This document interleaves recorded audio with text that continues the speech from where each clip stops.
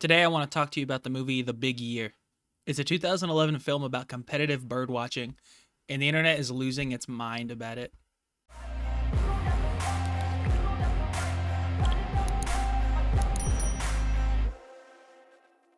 Amy Frederick writes, as an avid birder who gets it, I like this movie very much. I like how it shows that all kinds of people have a love of birds. It doesn't matter what you do for a living or where you come from.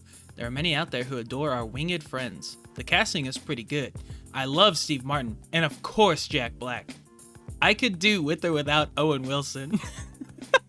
Michelle Petty, 5 stars. I found this upbeat and it made me smile. I have never been a fan of birds and never got birding, but I have a new appreciation for those who do. This was such a welcome movie after all the inane, poorly scripted superhero special effects that inundates the theaters and streaming services. I am so glad this movie was made. Just for you, Michelle. Yasmin writes, this is one of those movies where you cry, smile, laugh, and learn. I never truly cared for birds or bird watching. Thank you, thank you, thank you. I don't know where this lady cried. Now we start getting into the heavy hitters. Yancey comes in swinging. Great goodness, finally, a movie better than National Treasure. I never thought it possible, yet here it is. This was 4 months ago in 2022. It's 11 years later, Yancey. I'm sorry it took you so long to find something better than National Treasure. But by God, you did it. What? What? Bhishma, what?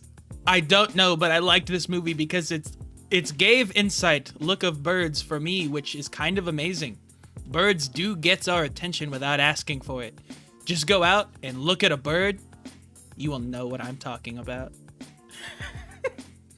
What the hell's going on?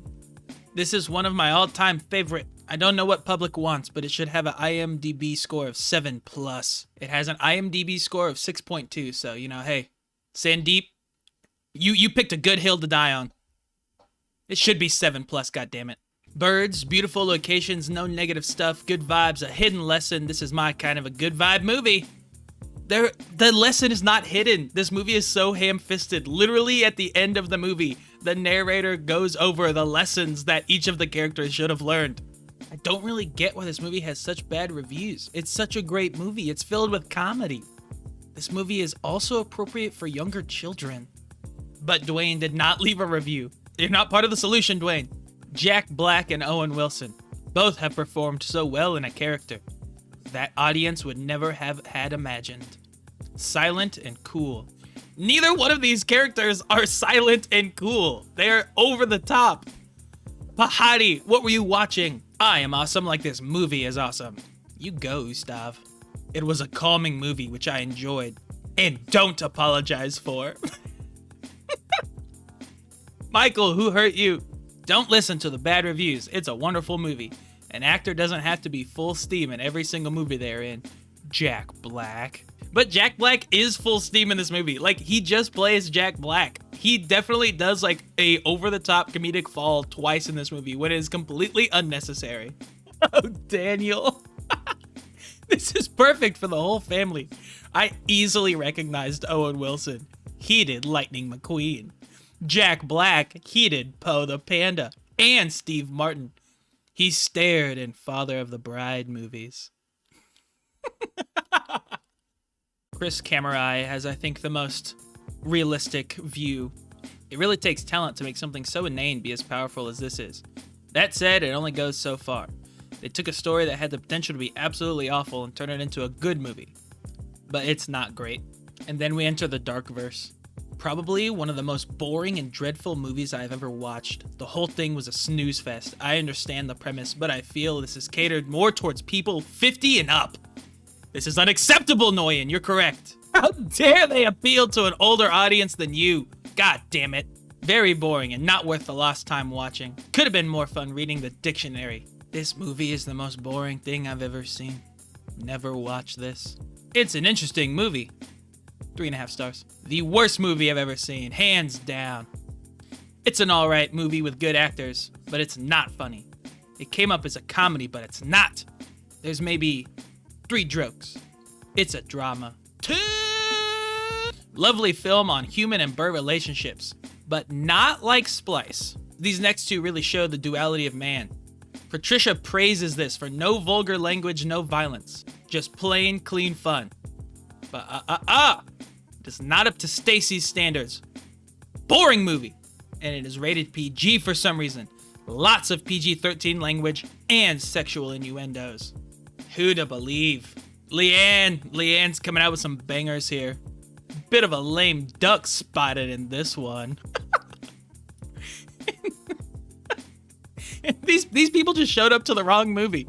Too many birds and those bird calls. Ugh. I mean, it's about birds. Not very interesting. Oh my god. People. Okay, I did watch this movie, and I will say it is star-studded. Like every 10 minutes I was like, "Oh my god, this person's in it?"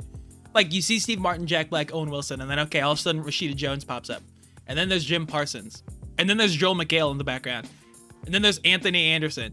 Al Roker makes an appearance. There are a lot of stars in here where you're like, "Oh my god, they're in this?" And the downfall of this movie is not because it's about birding. Honestly, it was fine. The downfall of this movie is that it is just a bad movie. It's just a boring movie. All of the jokes are just, everything about this movie is just like spoon fed to you. Like the plot, the narrator literally starts off by telling you everything that's going on. And then he keeps popping back up. And instead of just showing you how the characters are feeling, the narrator literally just tells you like, "Oh, you know, Steve Martin is feeling sad because he has to retire and he can't let go. Jack Black feels like a little bit of a failure, but he's trying his best, and Owen Wilson is throwing away his life in the pursuit of greatness." Like, he literally tells you everything. And all of the jokes are like so just played out. It's the low-hanging fruit. When it came out, this movie did not do well either. On a budget of $41 million, it brought back only $7.4 million. So of course, though, like, people either are like, "Yes, balls out, this is the best thing I've ever seen," or "No, I'm offended that this was even made." And in truth, it is somewhere in the middle. Who would have thought the internet could get it wrong? So pretty much in closing, Yancey had it right all along. A movie better than National Treasure, baby!